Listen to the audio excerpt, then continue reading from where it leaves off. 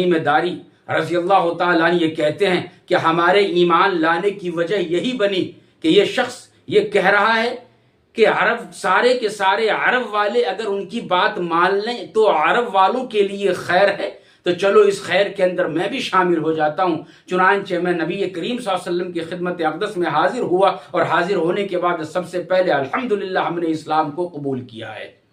फिर उसके बाद वो कहने लगा कि याद रखो मैं मसीह दज्जाल हूँ, मैं ही दज्जाल हूँ, और जब ये 4 शर्तें कंप्लीट हो जाएगी तो फिर मैं यहाँ से आज़ाद हो जाऊँगा, और जब मैं आज़ाद हूँगा तो दुनिया में जाने के बाद मुकम्मल तौर पे मैं तबाही मचाऊँगा।